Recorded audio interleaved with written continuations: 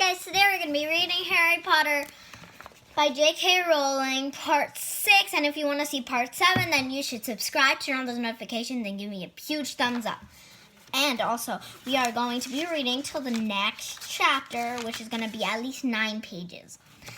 So let's get to it, because my mom's phone is only at 20%, and this will take like 27 minutes. So we need to get going. So now let's go. "Let me see it," demanded Dudley. "Out," roared Uncle Vernon, and he took both Harry and Dudley by the scruffs of their neck and threw them into the hall, slamming the kitchen door behind them.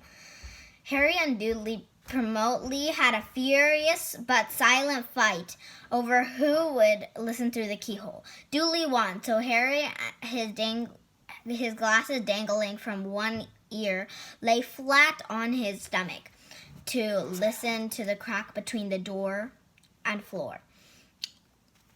"Vernon," Aunt Petunia was saying in a quivering voice, "look at the address. Who could it possibly know where he sleeps?" "You don't think they're watching that house? Watching, spying, might be following us," muttered Uncle Vernon wildly. "But why would they do that, Vernon? Should we write back? Tell them we don't want Harry could see?" Uncle Vernon shining back soon, pacing up and down the kitchen. "No," he said finally. "No, we'll have to ignore it. If they get an answer, yes, that's best. We won't do anything." "But I'm having one in that house, Petunia.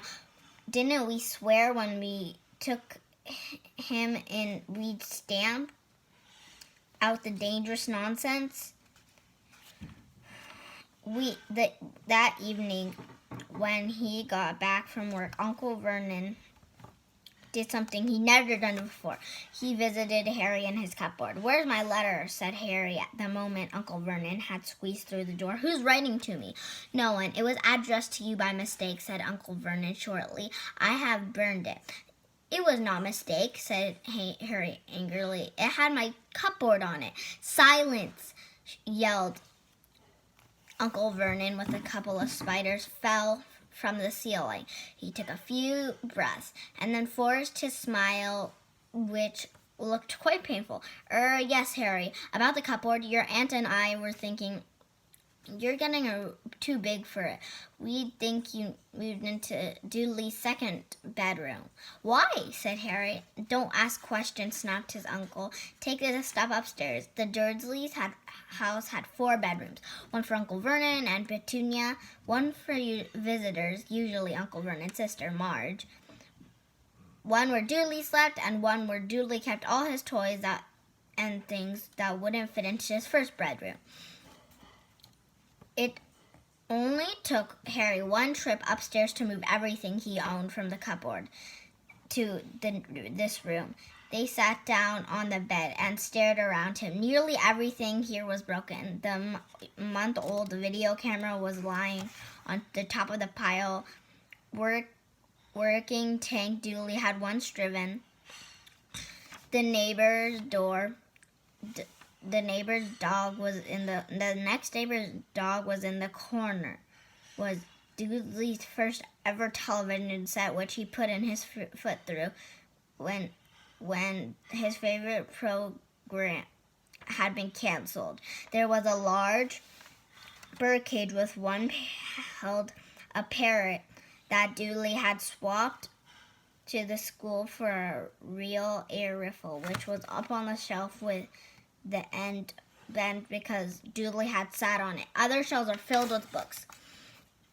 Only the things in his room that looked as though they had never been touched. From downstairs came the sound of Dudley bawling and mother. "I don't want him to come here. I need that room. Make him get out." Harry sighed and stretched onto the bed. Yesterday he'd have given anything to be up here. Today, he'd rather be back in his cupboard with a ladder than up here without it. Next morning at breakfast, everyone was rather quiet. Dudley was in shock. He screamed, whacked his father with a smelting stick,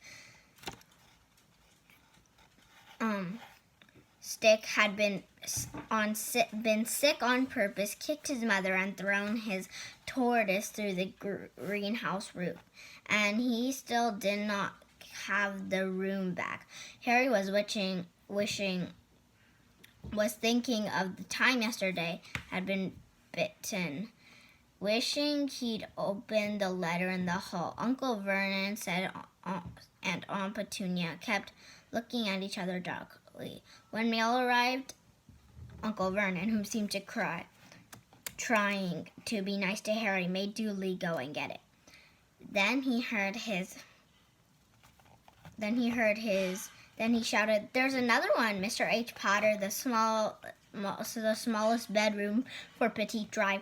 With a strangling cry, Uncle Vernon leaped from his seat and ran down the hall, Harry right behind him. Uncle Vernon to wrestle Dudley to the ground to get the letter from him, which was made difficult the fact that Harry had grabbed Uncle Vernon around the neck from behind. After a minute of confused fighting, in which everyone got his hit a lot by the smelting stick, Uncle Vernon straightened up, grasping for breath with Harry's letter clutched in his hand. "Go into your your bedroom," he wheezed at Harry. "Dudley, go, just go." Harry walked round and around his new bedroom. Someone knew he had moved out of his cupboard and seemed to have received the first letter. Surely they meant they'd try again. And this time he'd make sure they didn't fail. He had a plan. The repairing alarm clock rang 6 o'clock the next morning. Harry turned it off quickly and dressed silently. "We mustn't wake the Dursleys." He stole downstairs without turning on any of the lights. When he was going to wait for the postman on the corner of Petite Drive and the letters on number 4 first, his heart hammered. He crept across the dark hall and to the front door. "Arr!" Harry leaped in the air. He trod in on something big and squashy on the doormat, something alive. The lights clicked on upstairs, and to the horror, Harry realized that the big squashy something had been his uncle's face. Uncle Vernon had been lying at the foot of the front door in the sleeping bag, clearly to make sure that Harry didn't do exactly what he'd been trying to do. He shouted at Harry for half an hour and then told him to go make a cup of tea. Harry shuffled miserably off into the kitchen, and by the time he got back, the mail had arrived right into Uncle Vernon's lap. Harry could see the 3 letters addressed in green ink. "I want," he began, but Uncle Vernon was tearing the letters into pieces before his eyes. Uncle Vernon did not go to work that day. He stayed home and nailed up the mail slot. "See," he explained to Aunt Petunia with a mouthful of nails, "if they can't deliver them, they'll just give up." "I'm not sure that will work, Vernon. All these people's minds work in strange ways, Petunia. They're not just like me and you," said Uncle Vernon, trying to knock down a nail with a piece of fruitcake. Aunt Petunia had just brought him. On Friday, no less than 12 letters have arrived for Harry. As they couldn't go through the mail slot, they've pushed under the door, slotted through the sides, or even a few forced through a small window in the downstairs bathroom. Uncle Vernon stayed at home again. After burning all the letters, he got his hammer and nails and boarded up all the cracks around the front and back doors, so no one could go out. They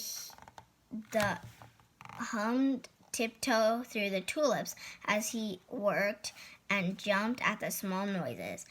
On Saturday, things began to go out of hand. 24 letters for Harry about the way, rolled up, hidden inside of each of the 24 eggs, and they were confused.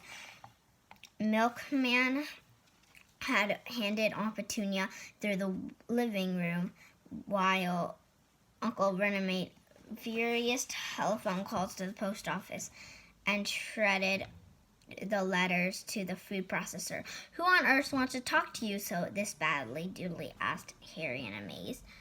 On Sunday, Uncle Vernon sat down at the breakfast table looking tired and rather ill, but happy. "No post on Sunday," he reminded them cheerfully as he spread Merlin on his newspaper.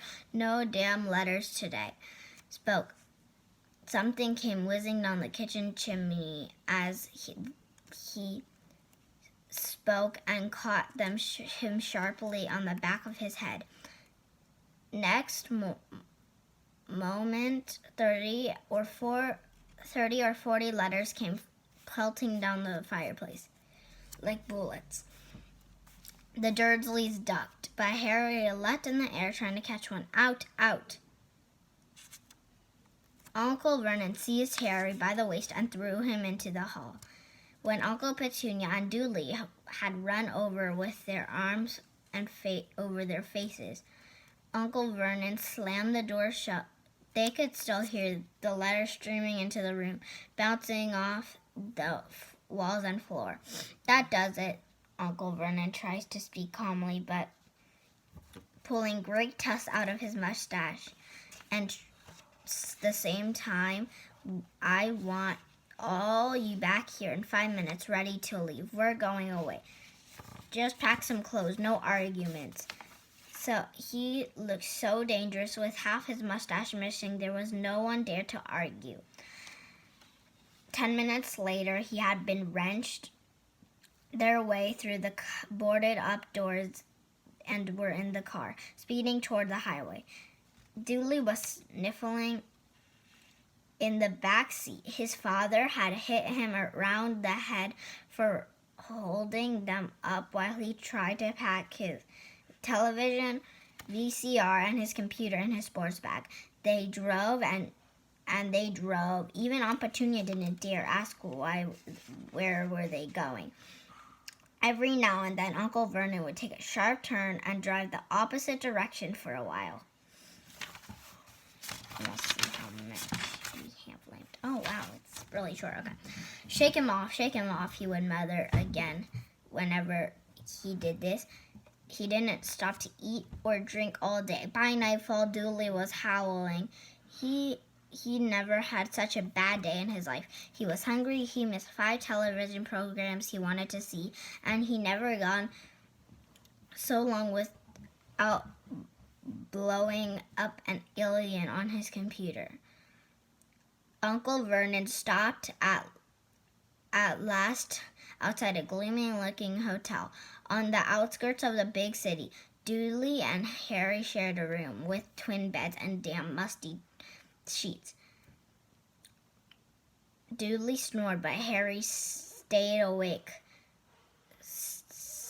sitting on the windowsill staring at the night lights of the passing cars that wondering.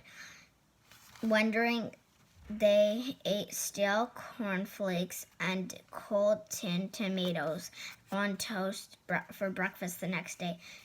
They had just finished when their owner of the hotel came in to their table. "Excuse me, but is one of you Mr. H. Potter? Only I got about 100 of these at the front desk." She held up a letter in green ink. Address: Mr. H. Potter, room 17, Rayville Hotel, Cokeworth. Harry made a grab for the letter, but Uncle Vernon knocked his hand out of the way. The woman stared. "I'll take them," said Uncle Vernon, standing up quickly and following her to the dining room. "Wouldn't it just be better to go home, dear?" Uncle Petunia suggested timidly. Hours later, but Uncle Vernon didn't seem to hear her. Exactly what he was looking for. None of them knew. He drove in the middle of the forest, got out, looked around,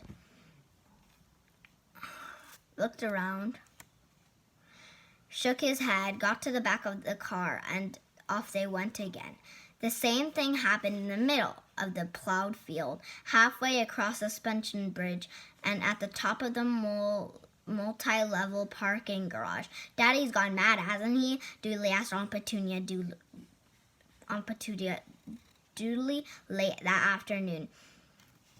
Uncle Vernon had parked at the coast, locked them all inside the car, and disappeared. It started to rain. Great drops were beat off the roof of the car. Dudley sniffled. "It's Monday," he told his mother. "The great Shumo is on tonight. I want to stay somewhere with the television."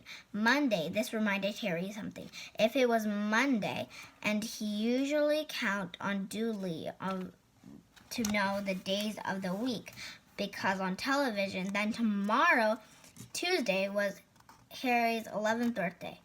Of course, his birthday was never exactly fun. Last year, the Dursleys have given him a coat hanger and a pair of Uncle Vernon's socks. Still, you weren't 11 that day. Every day. Uncle Vernon was back, and he was smiling, and he was carrying a long, thin package, and didn't answer. Aunt Petunia, when she asked what he bought, he found the perfect place, he said. "Come on, everyone, out." It was like cold and outside the car. Uncle Vernon was pointing at the top of the large rock way out in the sea, perched on top rock with the most miserable little shack you could imagine. One thing certain, there was no television in here. "Storm forecast for night," said Uncle Vernon gleefully, clapping his hands together, and this gentleman kindly agreed to lend this boat. The toothless old man came ambling up and pointing with the rather wicked grin on the old rowboat bobbing in iron gray water below them. "I've already got some rations," said Uncle Vernon, "so all aboard." It was freezing in the boat. Icy sea spray, and rain crept down their necks, and chilly wind wiped their faces. After what they seemed like hours, they reached the rock, where Uncle Vernon slipping and sliding, led the wind way to the broken down house. The inside was horrible. It smelled strongly of seaweed. The wind whistled through the gaps of the wooden walls, and the fireplace was damp and empty. There were only 2 rooms. Uncle Vernon's rations turning out of the bag of chips and just 4 bananas. He tried to start a fire, but the empty chip bags just smoked and shriveled up. "Could do with some of those letters now, eh?" he said cheerfully, in a very good mood. Obviously, he thought nobody stood a chance of reaching them here in the storm. To deliver meal. Harry privately agreed, though the dough didn't cheer him up at all. The night fell. The promised storm blew up around them. Spray from the night waves splattered the walls and hung for a fierce wind with the filthy windows. Aunt Petunia felt moldy blankets in the second room and made a bed for Dudley on the moth-eaten sofa. She and Uncle Vernon went off to the lumpy bed next door, and Harry left to find the softest bit on the floor he could curl up under the thinnest, most ragged blanket. The storm raged more and more fiercely. As the night went on, Harry couldn't sleep. He shivered and turned, trying to get uncomfortable, his stomach rumbling with hunger. Dudley's snores were drowned by the low rolls of thunder. And then he started near midnight. The lighted dial of Dudley's watch was dangling over the edge of the sofa with his fat wrist. Though Harry had been 11 and 10 minutes of time, he lay and watched his birthday tick near, wondering if the Dursleys would remember at all, wondering where the letters writer was now. 5 minutes ago, Harry heard something creak outside. He hopped on the roof, wasn't going to fall in, although he might be warmer. 4 minutes ago, maybe the house and Petit Drive would be filled with letters when they got back. He'd be able to steal one somehow. 3 minutes, there was a sea slapping hard on the rock like that. And 2 minutes ago, there was a funny crunching noise on the rock crumbling into the sea. One minute ago, and he'd be 11. 30 seconds, 29, 10, 9. Maybe he'd be awake. Dudley up just to annoy him. 3, 2, 1, boom! The whole shack shivered, and Harry sat bolt upright, staring at the door. Someone was outside knocking to come in. Okay, so the next chapter is The Keeper of the Key, and that's part 7. I hope you like this. Part 6, and I hope to see you at part 7. Bye.